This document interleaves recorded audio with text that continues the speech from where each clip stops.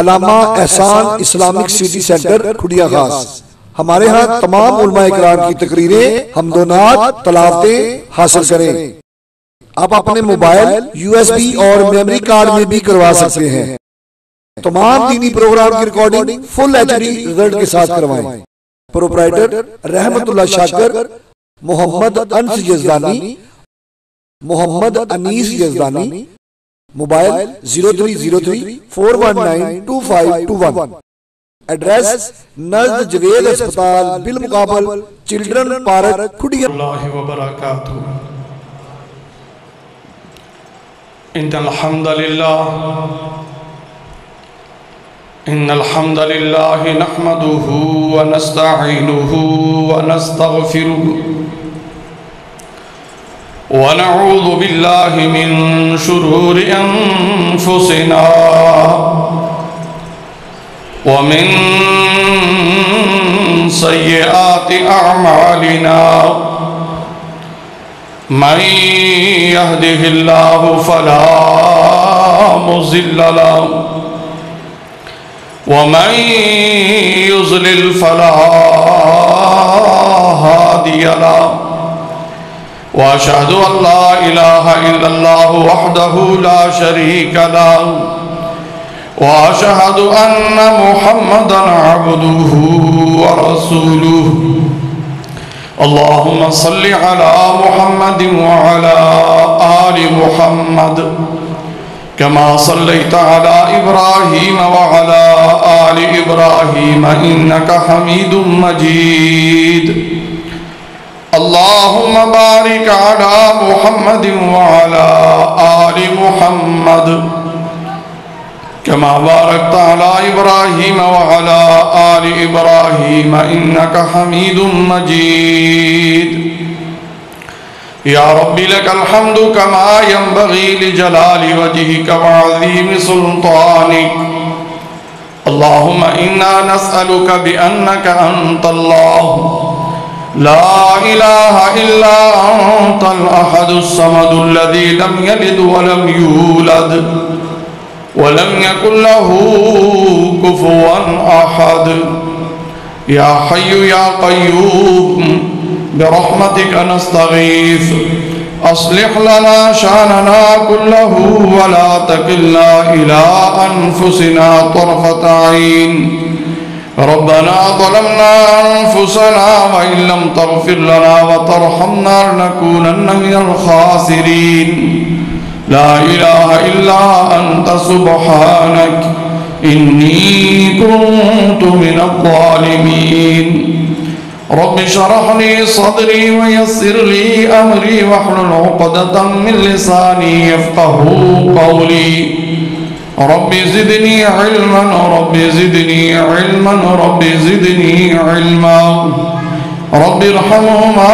كما ربياني صغيرا أما بعد فإن خير الحديث كتاب الله وخير الهدي هدي محمد صلى الله عليه وسلم وشر الأمور محدثاتها وكل محدثة بدعة وكل بدعة ضلالة وكل ضلالة في النار أعوذ بالله السميع العليم من الشيطان الرجيم بسم الله الرحمن الرحيم وأنفقوا مما رزقناكم من قبل أن يأتي أحدكم الموت فيقول رب لولا أخرتني إلى أجل قريب فأصدق وأكن من الصالحين ولن يؤخر الله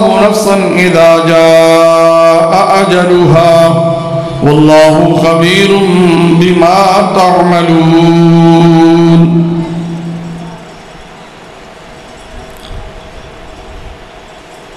ہر قسم کی حمد و ثنا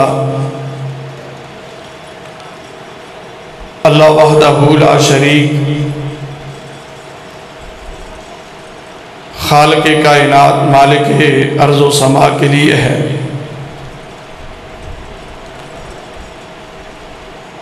ہر قسم کی بڑائی اور کبریائی اس ذات کے لیے جو عیاں بھی ہے نہاں بھی ہے، اول بھی ہے آخر بھی ہے، ظاہر بھی ہے باطن بھی ہے، تصور سے دور بھی ہے سانس سے قریب بھی ہے، سراپائے جلال بھی ہے پیکر جمال بھی ہے۔ ہر قسم کی تکبیر و تحلیل تحمید و تمجید اس ذات کے لیے کہ عدم سے وجود، وجود سے عدم، عروج سے زوال، زوال سے عروج، نور سے ظلمت، ظلمت سے نور، عزت سے ذلت اور ذلت سے عزت کو ظاہر کرنا، جس کی شان خلاقی کو زیبا ہے۔ انگنت بے شمار لا تعداد لا محدود لا متعین درود و سلام ہوں اس ہستی اقدس و مقدس پر جن کا نام نامی اسم گرامی امام الانبیاء خطیب الرسل شفیع المذنبین رحمت للعالمین ساقی کوثر شاہ سلطان مدینہ محمد الرسول اللہ صلی اللہ علیہ وآلہ وسلم ہے۔ سامعین محترم،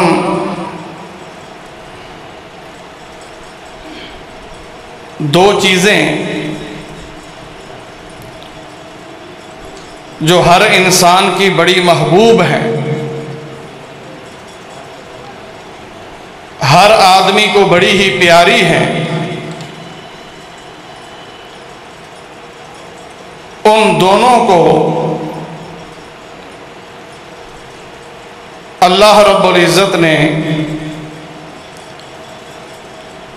انسان کے لیے فتنہ اور امتحان قرار دیا ہے۔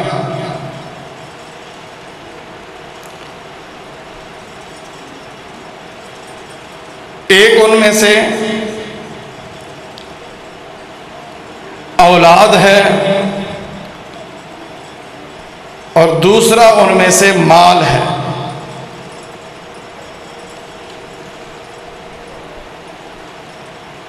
ان دونوں کو انما اموالکم و اولادکم فتنہ فرمایا کہ مال اور اولاد یہ دونوں تمہارے لیے بہت بڑا فتنہ، امتحان اور آزمائش ہے۔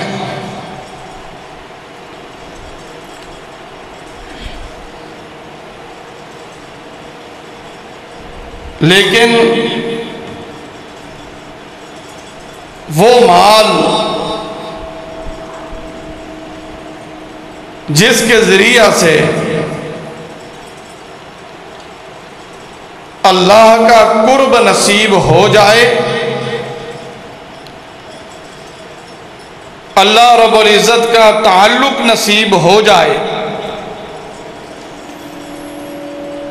پھر وہ مال فتنہ نہیں بلکہ اللہ کا فضل ہو جاتا ہے۔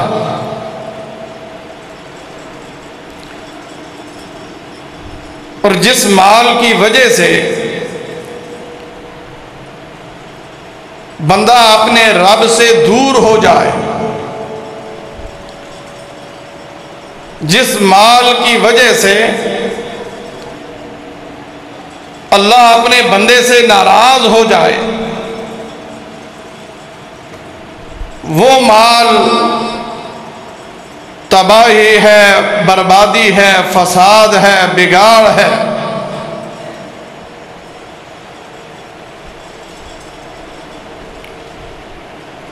رسول اللہ صلی اللہ علیہ وآلہ وسلم تشریف فرما ہیں،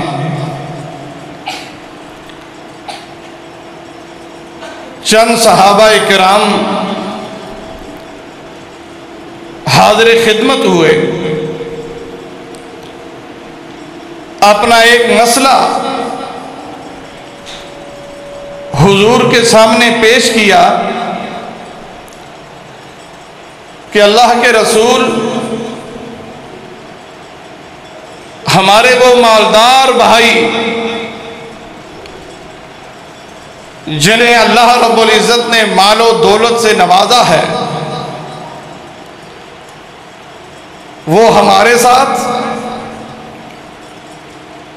نمازیں بھی پڑھتے ہیں، نوافل کا اہتمام بھی کرتے ہیں، ہم بھی نمازیں بھی پڑھتے ہیں، نوافل کا اہتمام بھی کرتے ہیں، ہمارے ساتھ وہ ذکر و اذکار کا بھی اہتمام، تلاوت قرآن مجید کا بھی التزام کرتے ہیں، لیکن اللہ کے رسول ان کے پاس ایک ایسی اضافی خوبی ہے، اس اضافی خوبی کی وجہ سے وہ نیکی میں، خیر میں ہم سے بہت آگے نکل جاتے ہیں۔ اللہ کے رسول ان کے پاس مال ہے، وہ اپنا مال اللہ کی راہ میں خرچ کرتے ہیں، اللہ کی راہ میں اللہ کا دیا ہوا مال خرچ کر کے وہ اپنے رب کا مزید قرب حاصل کر لیتے ہیں، جبکہ ہمارے پاس مال ہے ہی نہیں، ہم کیا کریں؟ اور صحابہ کرام کی یہاں فکر دیکھیے کہ سوال یہ نہیں کہ اللہ کے رسول انہیں اللہ تعالیٰ نے اتنا دیا ہے، ہمیں کیوں نہیں دیا؟ آج ہمیں تو یہی فکر کھائے جا رہی ہوتی ہے کہ فلاں کے پاس اتنی زمین، فلاں کا اتنا بڑا مکان، فلاں کے پاس نئے ماڈل کی گاڑی، میرا گھر چھوٹا، میری گاڑی چھوٹی، میرا کاروبار محدود، اس کا کاروبار مجھ سے بڑا۔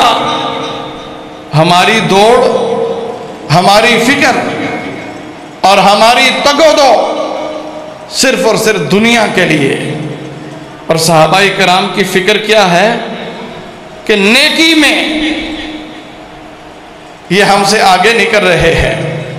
جناب رسول اللہ صلی اللہ علیہ وآلہ وسلم نے اپنے ان ساتھیوں کو ایک وظیفہ بتلایا کہ اس وظیفے کو اپنی زندگی کا حصہ بنا لو، روزانہ کا اپنا معمول بنا لو، بغیر خرچ کیے تم ان کے اجر و ثواب کو پہنچ جاؤ گے۔ وہ وظیفہ کیا تھا کہ ہر نماز کے بعد 33 مرتبہ سبحان اللہ، اللہ اکبر، الحمدللہ، یہ وہ وظیفہ تھا۔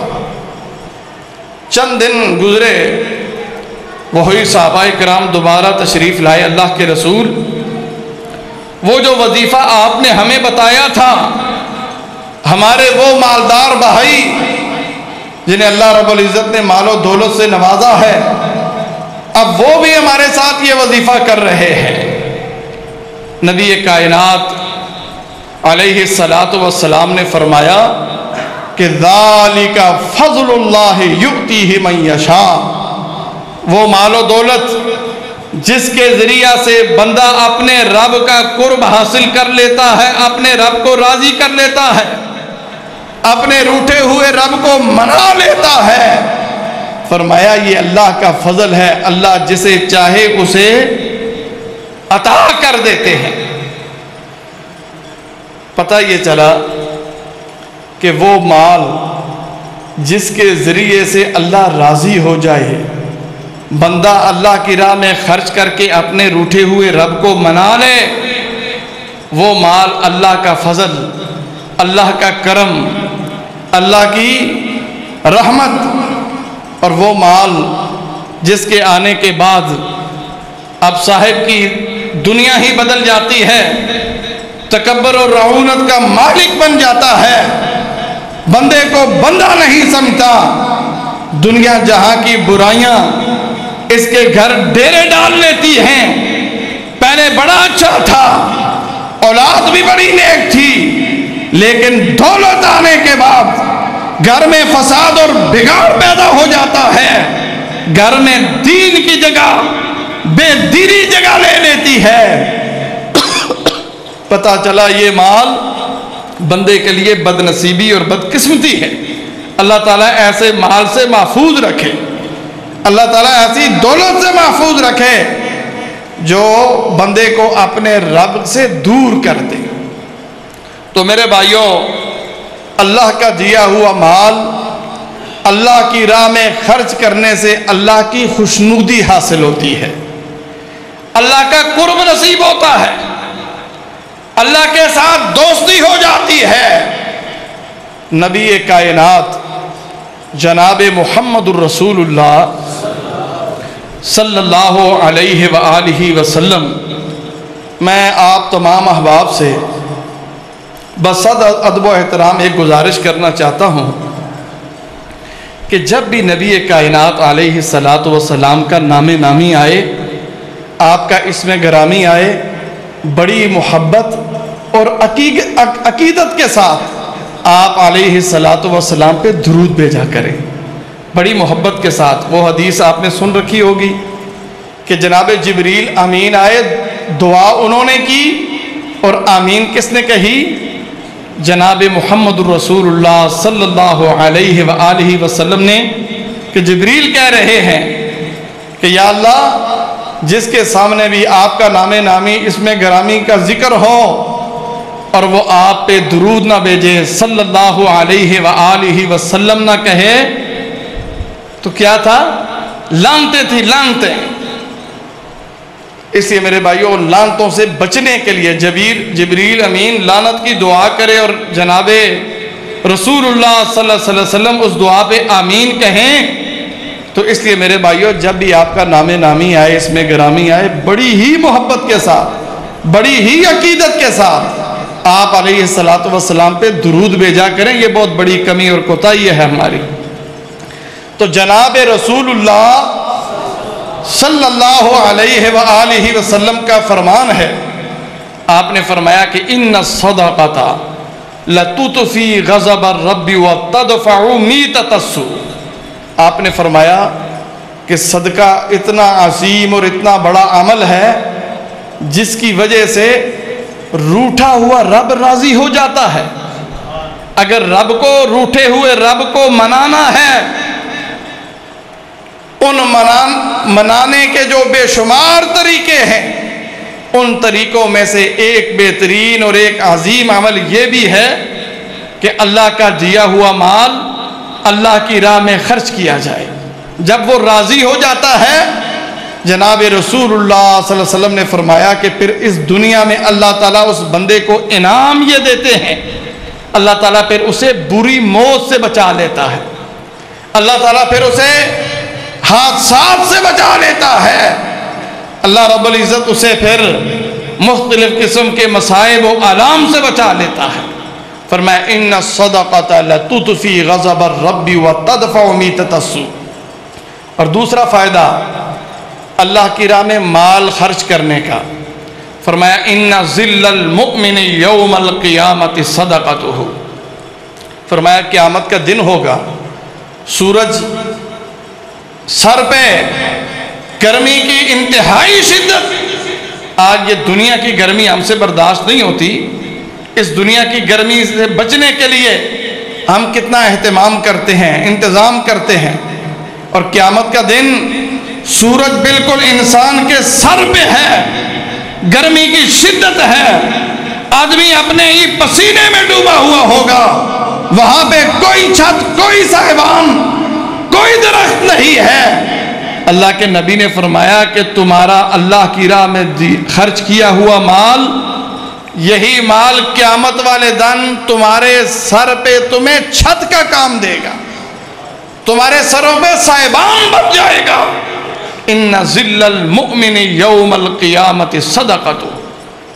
فرمایا افضل الصدقۃ ان تشبع کبدا جائعا، فرمایا بہترین صدقہ جس سے اللہ بہت ہی راضی ہوتا ہے، اللہ بہت ہی خوش ہوتا ہے، وہ صدقہ بھوکے کو کھانا کھلانا ہے۔ آپ دیکھ رہے ہیں کورونا کی وجہ سے بہت سارے لوگ بے روزگار ہیں، روزگار سے محروم ہو چکے ہیں، آج لوگ پریشان ہیں۔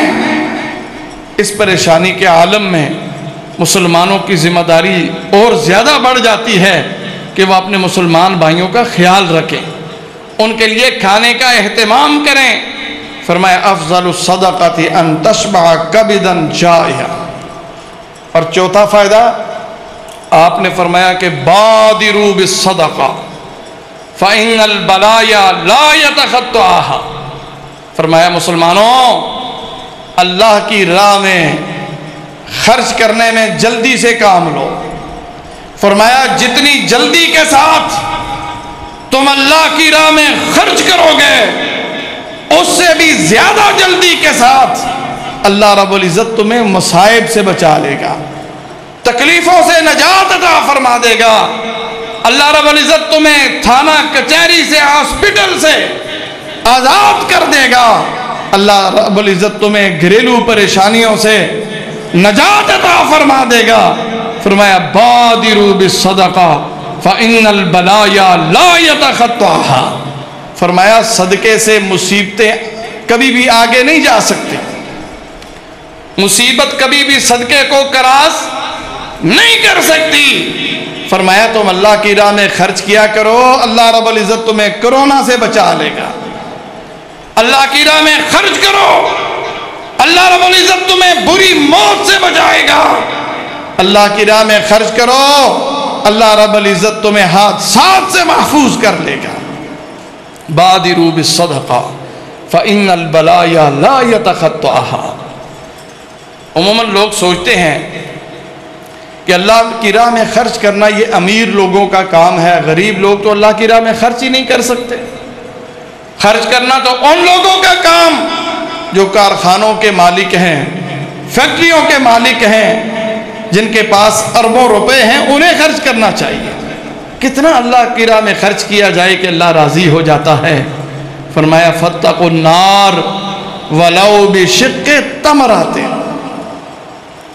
آپ علیہ السلام نے فرمایا اللہ رب العزت مقدار کو نہیں دیکھتے کہ اس نے کتنا خرچ کیا ہے، اللہ تعالیٰ معیار کو دیکھتے ہیں کہ اس کی نیت کا معیار کتنا بلند تھا، اس کے اخلاص کا پیمانہ کتنا بلند تھا۔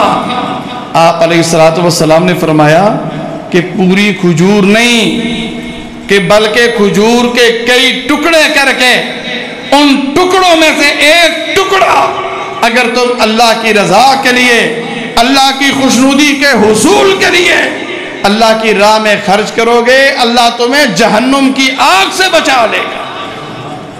کتنا خرچ کرنا ہے؟ پوری کھجور نہیں، کئی ٹکڑوں میں بٹی ہوئی کھجور، ان ٹکڑوں میں سے ایک ٹکڑا۔ لیکن خرچ کس لیے کیا جائے؟ دکھلاوے کے لیے نہیں، ریاکاری کے لیے نہیں، بلے بلے کروانے کے لیے نہیں، بس صرف اور صرف اس لیے خرچ کیا جائے کہ میرا مالک مجھ سے راضی ہو جائے، میرا مالک مجھ سے خوش ہو جائے، میرا رب مجھ سے راضی ہو جائے۔ ایسا تھوڑا مال جو صرف اور صرف اللہ کی خوشنودی کے حصول کے لیے اللہ کی راہ میں خرچ کیا جائے، ایسا خرچ کرنے سے، ایسے عمل سے اللہ اتنا راضی ہو جاتا ہے کہ اللہ اپنے اس بندے کو جہنم کی آگ سے بچانے کا اعلان فرما دیتا ہے۔ فاتقوا النار ولو بشق تمرۃ۔ اور ایک اور بہت ہی اہم فرمان آپ نے فرمایا کہ ما نقص صدقۃ من مال۔ عموماً آج ہم خرچ اللہ کی راہ میں خرچ کیوں نہیں کرتے؟ اس اندیشے اور اس ڈر سے، اس خوف سے کہ مال اگر اللہ کی راہ میں خرچ کریں گے تو مال کم ہو جائے گا۔ اگر میرے پاس 1,00,000 روپیہ ہے، 1,00,000 میں سے اگر 1,000 10,000 میں اللہ کی راہ میں خرچ کرتا ہوں تو بظاہر تو مجھے نظر آ رہا ہے کہ میرے مال میں کمی واقع ہو گئی ہے، जनाब रसूलुल्लाह सल्लल्लाहु अलैहि वआलिहि वसल्लम का फरमान है कि अल्लाह की राह में खर्च करने से माल में कमी वाक़े नहीं होती, माल कम नहीं होता। अल्लाह की राह में खर्च करने से माल कम नहीं होता। ये किसका ऐलान है, किसकी जमानत है? बोलो, ये किसकी जमानत है? जनाब रसूलुल्लाह की। ये किसकी जमानत है? जनाब रसूलुल्लाह की। रसूलुल्लाह का नाम ले लो, इंशाल्लाह गुनाह नहीं होगा, अजर सवाब ही मिलेगा। जनाब रसूलुल्लाह की जमानत है। अगर तुम्हारे पास माल है, माल अल्लाह की राह में खर्च कर, मैं जमानत देता हूं कि तेरे माल अल्लाह की राह में खर्च करने से कम नहीं होगा, बल्कि उसमें इजाफा होगा। भाइयों, वो कैसे? वो कैसे? अल्लाह के नबी ने फरमाया कि जब बंदा अल्लाह की राह में खर्च करता है, उसके पास जो माल बाकी बचता है, अल्लाह उसमें बरकत डाल देता है। अल्लाह उसमें क्या करता है? बरकत डाल देता है। अब बरकत क्या होती है? अमूमन हम एक दूसरे को दुआ भी देते हैं कि अल्लाह तुझे बरकत दे, तेरे माल में तुझे बरकत हो, तेरी औलाद में तुझे बरकत हो, तेरी जिंदगी में तुझे बरकत हो। बरकत एक तो ये है कि थोड़े माल से ज्यादा फायदा उठा। पैसे थोड़े हैं, बज़ाहिर आपने एक काम करना है, काम बड़ा है, पैसे थोड़े हैं।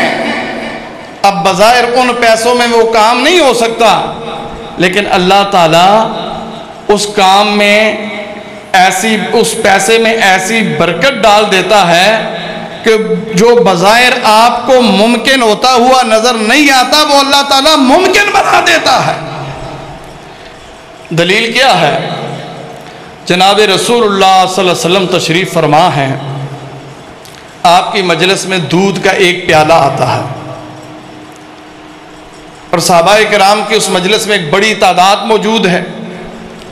और जनाब अबू हुरैरा रज़ी अल्लाह ताला अन्हु फरमाते हैं कि मैं कई दिनों से भूखा था, ख्याल था, गुमान था कि अब ये प्याला आया है और जनाब को पता है कि मैं कई दिनों से भूखा प्यासा हूं, मैंने कुछ खाया पिया नहीं है। अब उम्मीद थी कि ये दूध का प्याला मुझे दिया जाएगा।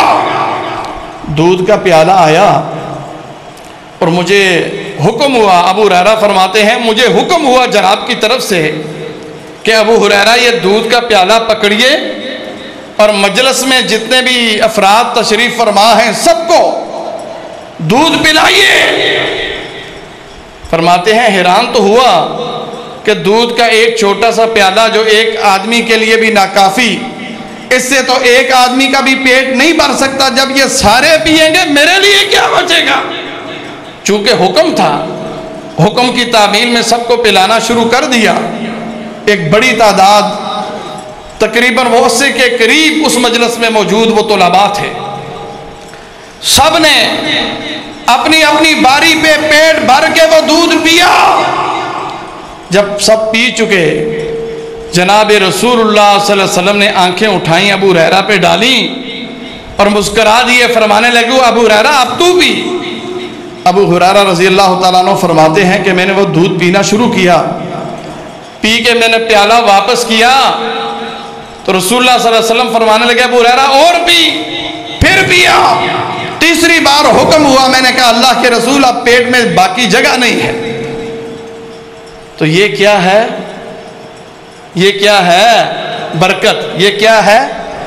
प्याला, छोटा सा दूध का प्याला जो एक आदमी के लिए ना काफी, अल्लाह ने उसमें इतनी बरकत डाली कि उस मजलिस में मौजूद 80 के करीब तलबा ने वो दूध पेट भर के पिया, लेकिन इसके बावजूद उस प्याले में एक घूंट की भी कमी वाक़ई नहीं हुई। ये है बरकत।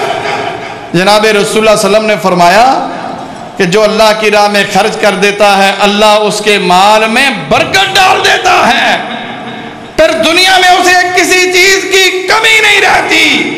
وہ کسی کا محتاج نہیں ہوتا، اسے کسی کا سہارا نہیں چاہیے ہوتا، پھر اس کا سہارا خود رب العالمین بن جاتا ہے، پھر اس کا مددگار خود رب العالمین ہوتا ہے، اسے پھر دنیا والوں کی ضرورت باقی نہیں رہتی، پھر ہر میدان میں اللہ رب العزت اسے اپنی تائید نصرت سے ہمکنار فرما دیتا ہے۔ فرمایا ما نقصت صدقۃ من مال۔ ایک اور بڑی اہم حدیث، بڑی خوبصورت حدیث سن کے آپ کا دل باغ باغ ہو جائے گا انشاءاللہ تعالی۔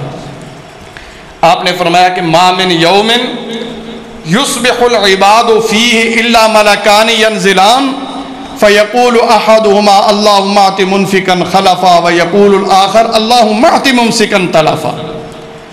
فرمایا روزانہ جب سورج طلوع ہوتا ہے ہر تاریخ ہر دن کو بلا ناغہ، بغیر غیر حاضری اس میں نہیں ہوتی،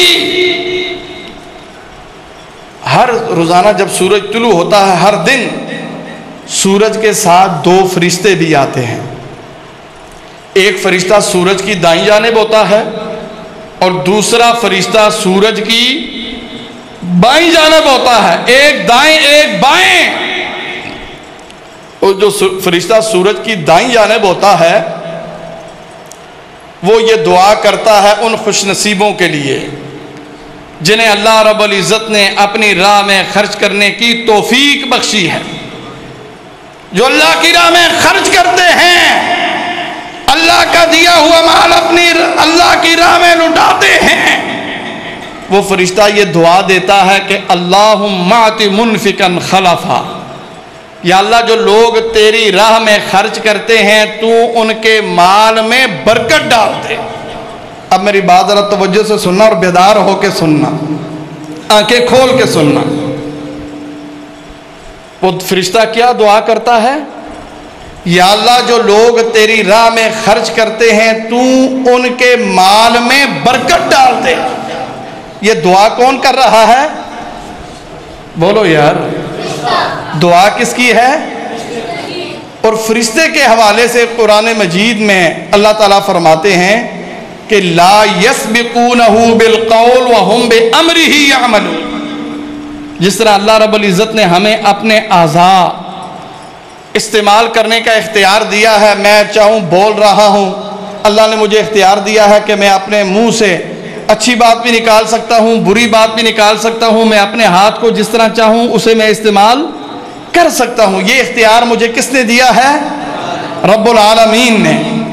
ملائکہ کو یہ اختیار حاصل نہیں ہے، فرشتوں کے پاس اپنے اعضاء استعمال کرنے کے اختیارات نہیں ہیں، ان کی ہر حرکت، ان کی ہر دعا، ان کا ہر قول و فعل اللہ کے حکم کا محتاج ہے۔ اللہ کہیں گے اس کے لیے دعا کرو، پھر وہ دعا کریں گے، اپنی مرضی سے وہ کسی کے لیے دعا بھی نہیں کر سکتے۔ تو اللہ تعالیٰ نے بھیجا، حکم دیا، روزانہ ڈیوٹی لگا دی، روزانہ کی بنیاد پہ ڈیوٹی ہے کہ جانا ہے زمین والوں کے لیے تم نے یہ دعا کرنی ہے کہ یا اللہ جو لوگ تیری راہ میں خرچ کرتے ہیں تو ان کے مال میں برکت ڈال دے۔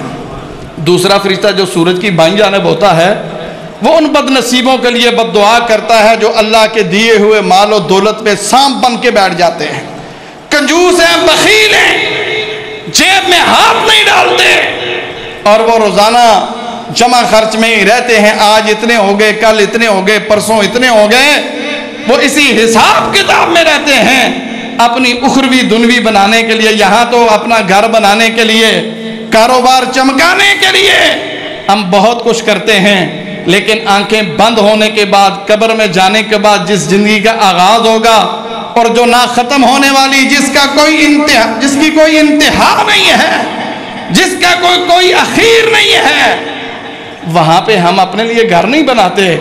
ایسے بد نصیبوں کے لیے وہ فرشتہ جو سورج کی بائیں جانب ہوتا ہے وہ یہ بد دعا کرتا ہے، یا اللہ جو لوگ تیری راہ میں خرچ نہیں کرتے تو ان کے مال کو تباہ و برباد کر دے۔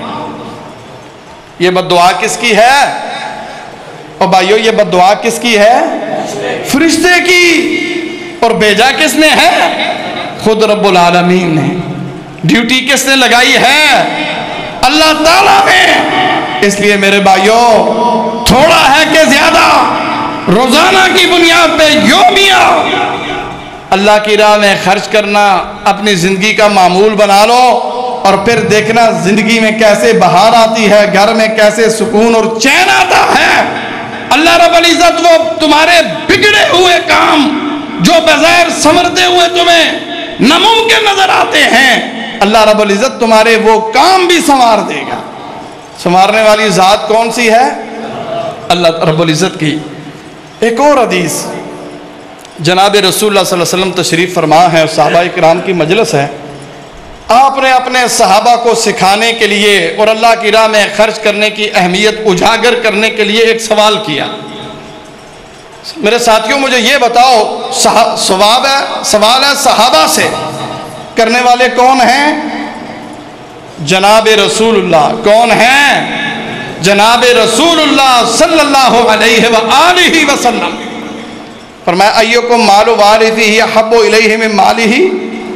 قالوا یا رسول اللہ ما منا احد الا مالہ احب الیہ. قال فإن مالہ ما قدم ومال وارثہ ما اخر. فرمایا میرے صحابہ مجھے یہ بتلاؤ، کیا تمہارے اندر کوئی ایسا آدمی موجود ہے جو اپنے مال سے بڑھ کر اپنے کسی عزیز اور رشتہ دار کے مال کے ساتھ محبت کرتا ہو؟ کبھی ایسا ہوا ہے؟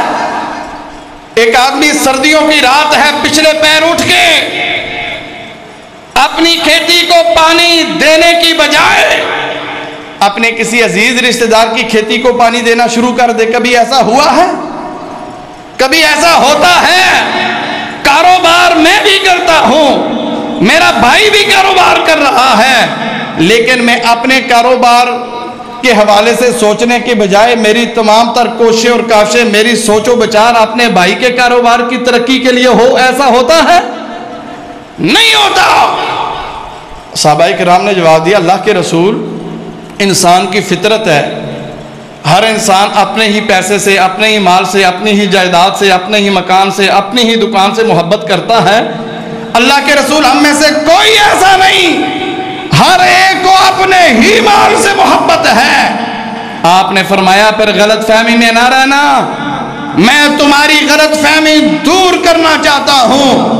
اللہ کے نبی فرما رہے ہیں میرے صحابیوں، میرے ساتھیوں، میرے جانساروں، میں تمہاری غلط فہمی دور کرنا چاہتا ہوں. جسے تم اپنا اپنا اپنا کہتے ہو، میرا مال، میری جائیداد، میری کھیتی، میری دکان، میرا مکان، میری فیکٹری، میرا بینک بیلنس، اللہ کے نبی نے فرمایا یہ تمہارا نہیں ہے، یہ تمہارے ورثاء کا ہے. ایک نہ ایک دن یہ ساری چیزیں چھوڑ کر تمہیں اس دنیا سے کوچ کر جانا ہے، چلے جانا ہے. تمہیں کام وہی آئے گا جو تم نے اللہ کی راہ میں خرچ کر دیا ہے. جو تم پیچھے چھوڑ کے جا رہے ہو اس کا تمہیں کوئی فائدہ نہیں ہوگا. رسول اللہ صلی اللہ علیہ وسلم کے گھر میں بکری ذبح ہوتی ہے، گوشت تقسیم کر دیا جاتا ہے. رسول اللہ صلی اللہ علیہ وآلہ وسلم گھر واپس تشریف لائے اور اپنے گھر والوں سے پوچھا، اپنے اہل بیت سے پوچھا کہ ما باقی منہا، اور کچھ باقی بھی ہے کہ نہیں، اس میں سے کچھ باقی بچا کہ نہیں؟ گھر والوں نے جواب دیا ما باقی منہا الا کتفھا، اللہ کے رسول کچھ بھی نہیں بچا، سارا تقسیم کر دیا ہے، ہاں ایک دستی باقی ہے. آپ نے فرمایا نہیں، غلط فہمی میں مبتلا نہ رہو، جسے تم باقی کہہ رہے ہو وہ باقی نہیں ہے، اس نے ختم ہو جانا ہے. اور جس کے حوالے سے تم یہ سمجھ رہے ہو کہ یہ ختم ہو گیا، فرمایا باقی کلو غیر کتفھا، وہ سارے کا سارا باقی محفوظ، وہ نہ ختم ہونے والا ہے، وہی ہمیں فائدہ دے گا. اور یہ جس دستی کے حوالے سے تم یہ سمجھ بیٹھی ہو کہ یہ باقی بچ جائے گا، یہ تو ختم ہو گیا ہے، یہی تو ختم ہو گیا ہے. جسے ختم سمجھ رہی ہو وہ ختم نہیں ہوا، وہ ہمارے لیے محفوظ ہو گیا ہے.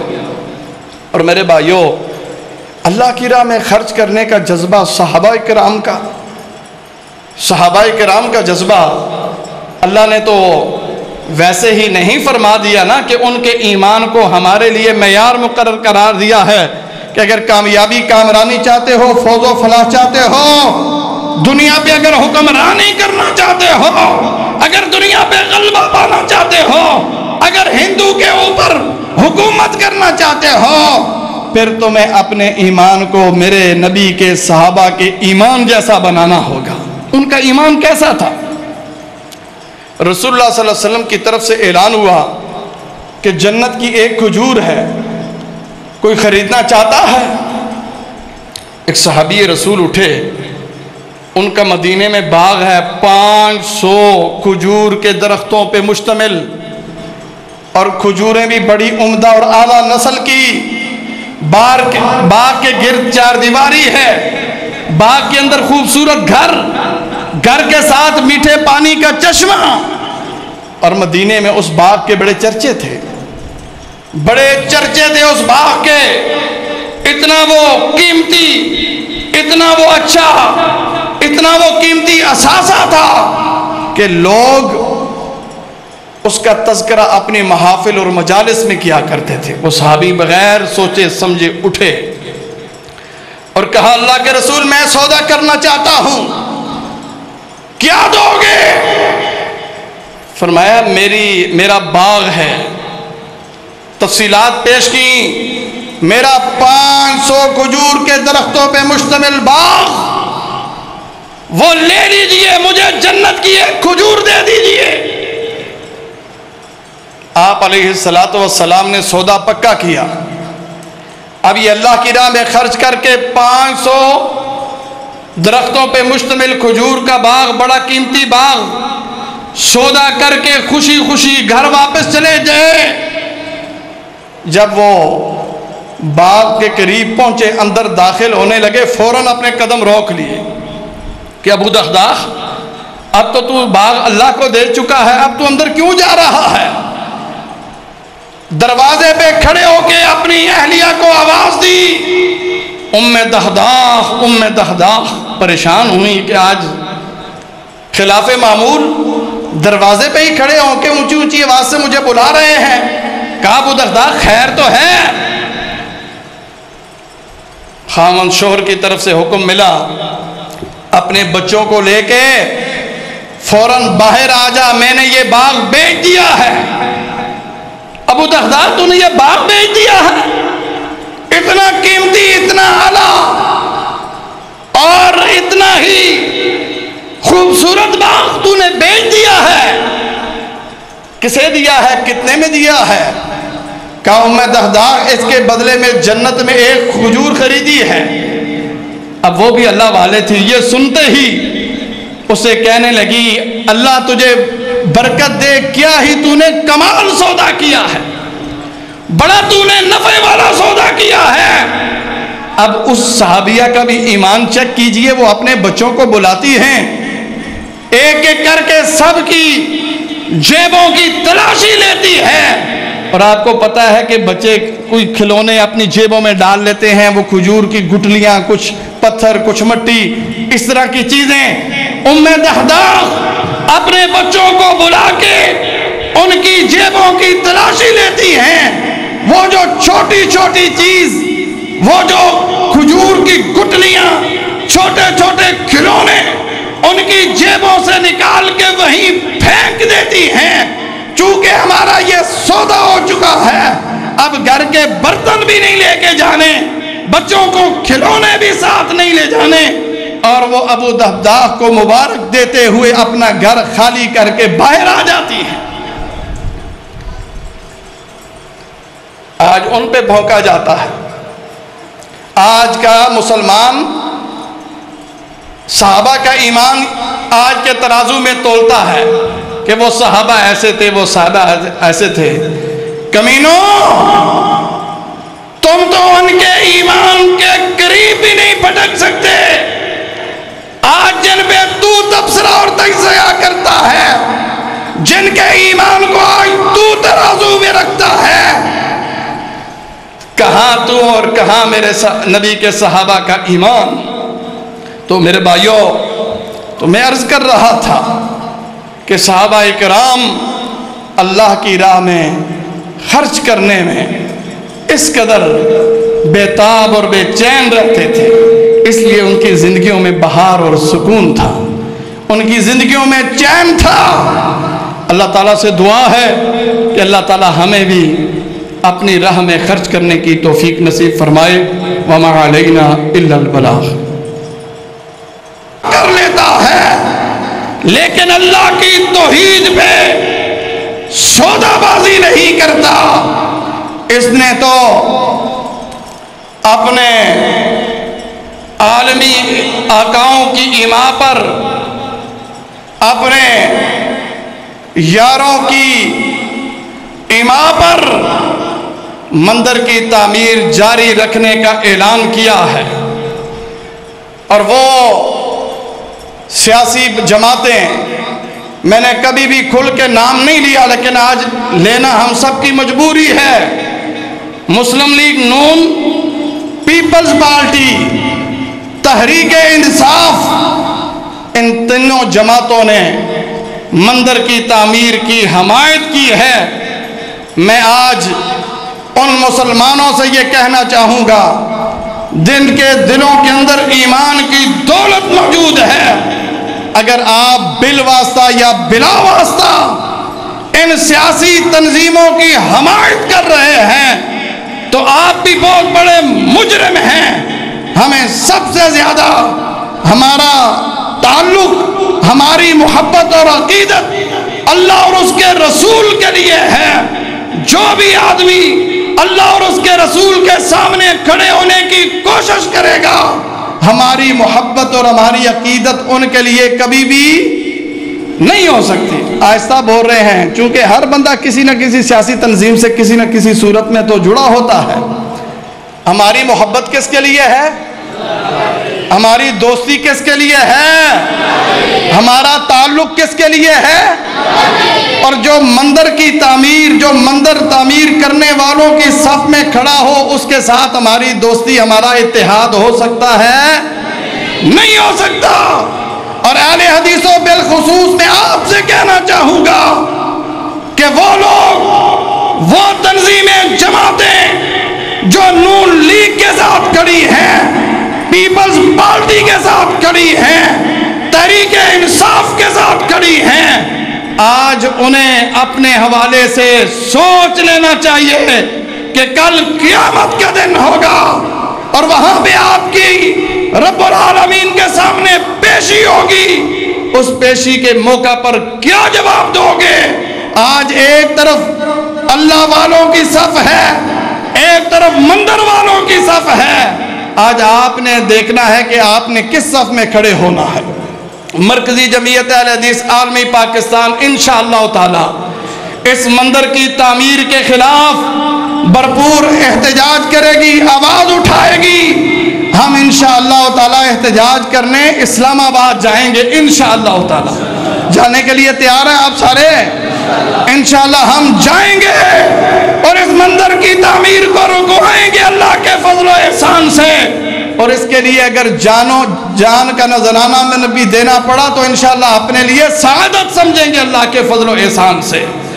آج آپ نے فیصلہ کرنا ہے، آج یہاں سے یہ عہد اور اللہ سے یہ وعدہ کر کے اٹھنا ہے کہ اللہ ہماری دوستی، ہماری محبت، ہماری نفرت ساری کی ساری تیرے لیے ہے۔ جو تیرا دشمن ہوگا اس سے ہم نفرت کریں گے، جو تیرا دوست ہوگا وہ ہمارا دوست ہوگا، جو تیری دشمنوں کی صف میں کھڑا ہوگا وہ بھی ہمارا دشمن ہوگا، اور جو تیرے دوستوں کی صف میں کھڑے ہوگا وہ ہمارا دوست ہوگا۔ اتنا تو ہم کر سکتے ہیں نا؟ حق بنتا ہے کہ نہیں بنتا؟ حق بنتا ہے کہ نہیں بنتا؟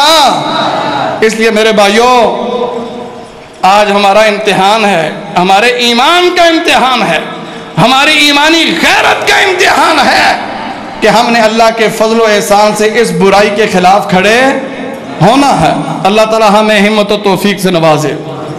دوسری گزارش، اللہ کے فضل و احسان سے مرکزی جمعیت اہل حدیث عالمی پورے ملک کے اندر ختم نبوت کا پیغام، عقیدہ ختم نبوت کے حوالے سے آگاہی مہم کا آغاز کیا ہے۔ یہ کتاب مجھے دینا ذرا اور اس کی صورت ہم اپنا لٹریچر جو ختم نبوت کے حوالے سے ہے، بروشر کی صورت میں، کتاب کی صورت میں، لٹریچر کی صورت میں انشاءاللہ تعالی عقیدہ ختم نبوت کی چوکھٹ کی چوکی داری کے لیے اور قادیانیت کے غلیظ اور مکروہ عقائد اور نظریات کو ہم انشاءاللہ تعالی پوری قوم کو باخبر کرنے کے لیے گھر گھر یہ پہنچائیں گے انشاءاللہ تعالی۔ اس میں آپ بھی حصہ دار بنیے۔ آپ کیسے حصہ دار بن سکتے ہیں؟ یہ کتاب چھپوائیے، لٹریچر تیاری میں اپنا حصہ ڈالیے، بروشر تیار کروائیے۔ کم از کم آپ ضلع قصور کے حوالے سے یہ عہد کر لیں کہ انشاءاللہ تعالی عقیدہ ختم نبوت کی چوکھٹ کی چوکی داری کے لیے ہم ختم نبوت کا پیغام گھر گھر تک پہنچائیں گے، ہر فرد کے کان تک پہنچائیں گے انشاءاللہ تعالی۔ اللہ تعالیٰ سے دعا ہے کہ اللہ تعالیٰ ہمیں عقیدہ ختم نبوت کے تحفظ کے لیے کردار ادا کرنے کی توفیق نصیب فرمائے، اور ہمیں کتاب و سنت کی بالادستی کے لیے اللہ رب العزت ہمیں قبول و منظور